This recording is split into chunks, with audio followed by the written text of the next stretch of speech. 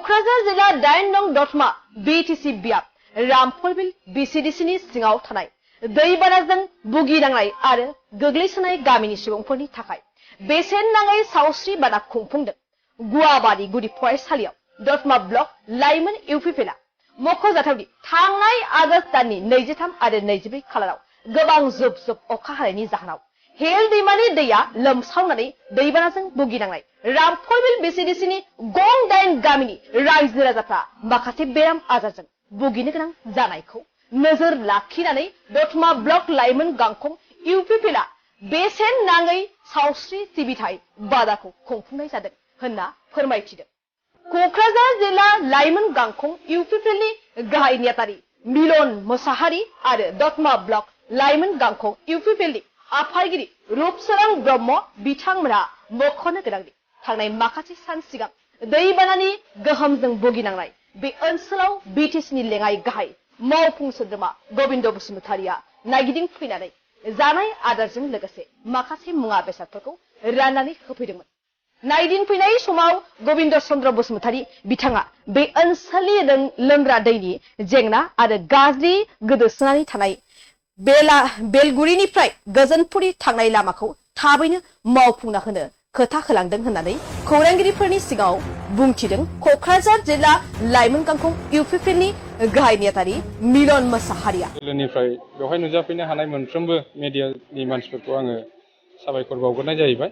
दिनैहाय जों बे समावहाय जोङो दतमा बियाबनि सिङावहाय थानाय नैबे आथियाबारि थिनालिनि साहाथिंजाय जोङो नैबे फदबिल LP स्कुलावहाय सानसेनि हाबाफारिजोंहाय फ्रि मेडिकेल केम्प जों बेवहाय खुंनाय जादों। बेवहाय जोङो गासै मोन 9टा गामिफोरखौ लानानैहाय जोङो फ्रि मेडिकेल केम्पनि सुबिदाखौ खालामनाय जादों। मानोना बावैसो जुब जुब अखा हाबाय थानायनि खारनावहाय माखासे नैबे फरेस्ट भिलेज जायफोरनाखि एखेबारे हाग्रा एरिया खाथियावहाय थानाय मानसिफोर बिथांमोननि न' बां लोमनानै थानायावहाय गोबां मानसिफ्रा माने माखासे फिसा फिसा बेमार आजारजों भुगिनांदों। दा बेफोरखौ जोङो संदाननो थांनायावहाय मोनदांदों जे बिथांमोननो मोनसे मेडिकेलनि सुबिदानि गोनांथि दङ। मानोना बे ओनसोलावहाय मोजां डाक्टार बा बिदि फेसिलिटिबो गैथ'वामोन। दा बेखायनो जोङो इउपिपिएल दोलोनिफ्राय जोंनि दतमा ब्लक लाइमोन गांखं बिथांमोनहा बे जिनिसखौ नायसंनानै बिनि गोनांथिखौ अनुभब खालामनानै दिनै जों सानसेनि हाबाफारिजोंहाय बे हाबाफारिखौ लानाय जादों। दा बावैसो जोंना जोंनि बिटिआरनि डेपुटि चिफ बिथां मानगोनां गबिन्द बसुमतारी बिथाङाबो जोंनि बे गामिफोरखौ नायसंफैदों आरो लोगोसे बिथाङा बेवहाय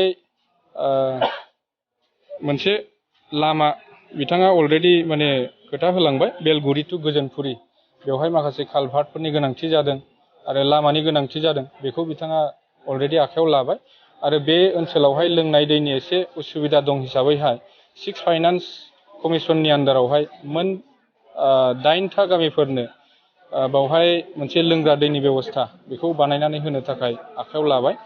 गतिके जोङो बे दिनावहाय गोजोननाय मोनदों जे माने ओनसोलनि साफ्रोमबो रायजो राजाफोरखौ जोङो सिबिथाय होनो हानानै गोजोननाय मोनदों आरो एसेनोसै। मेडिसिननि सुबिदा बावहाय जोङो प्रि मेडिकेल केम्प खालामनाय जेला बावहाय जोङो डाक्टार फेसिलिटि जोङो दा बावहाय बानायनानै होदों आरो बावहाय जोङो जाखिनि माखासे फिसा फिसा मेडिसिनफोर फ्राय जाफ्लायबाय थाग्रा जेरै मेगननि माखासे बेरामफोर दङ आरो फिसा फिसा लोमजानाय भाइरेल फिभारफोर बेफोरनि थाखाय मेडिसिनफोरखौ जों बाहाय फ्रियैनो दिनै जगान खालामनानै होनाय जाहैदों।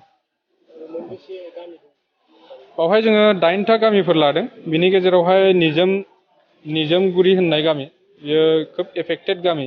बेयाव माने लामानिबो बारा मोजां सुबिदा गैया आरो हाग्रा ओनसोल हिसाबैहाय बेवहाय जायगाफोराव बारा मोजां दैनि बेबस्था गैया बेखायनो लोमजानाया फ्राय जाफ्लायबाय थायो आरोखि। आरो बेजों लोगोसे गोजोनपुरि दङ, आवजारगुरि दङ, दावां बुथुवा दङ, फदबिल, अन्थाइबिल, लिम्बु बस्ति, सान्तिपुर आरो दावराय गाबनाय। दा बेफोर गामिफोरावहाय जोङो बिनि रायजो राजाफोरखौ लानानै दिनै बे प्रि मेडिकेल केम्प बे हाबाफारिखौ खुंफुंनो थाखाय आखायाव लानाय जादों आरोखि। जोङो परिबेसखौ नायनानै बेखौ लालांबाय थागोन खारन माने जे जायगायावहाय दरखार बे जायगायावहाय जों लालांगोन आरो मथा-मथि जोंनि बिटिआर सरकारनि दैदेननायावहाय दा गोबांथार माने फिसा फिसा साब सेन्टारफोर बेफोरबो खोब मोजाङै हाबा मावगासिनो दं होननानै जों आसा खालामदों आरो नुबोदोंबो।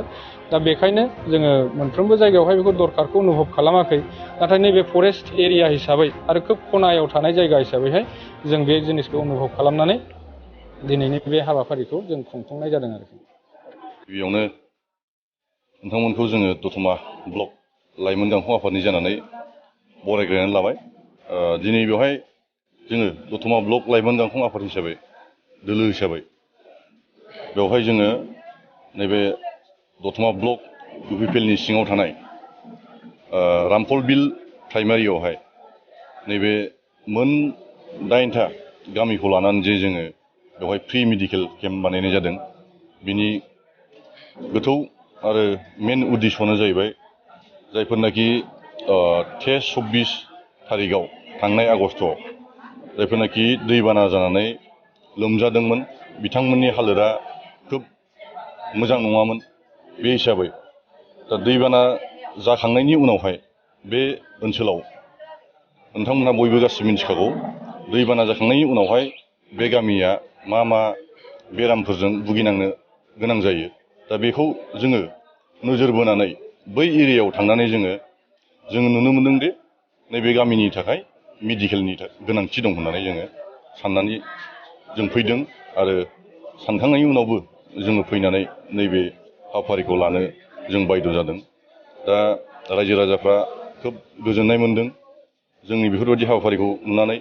दा इयुनावबो जोङो जाहाथे जोंनि समस्थियावहाय जे गामिफ्राव बेबायदिनो माखासे नेचारेल केलामिटिजों भुगिनांनाय थानायफोर दङब्ला जों बेखौ नोजोर होगोन आरो जोङो जेब्लायबो हेफाजाब होनो थाखाय जोङो सिगां आवगायनानै थांगोन दतमा लाइमोन गांखं आफाद हिसाबै।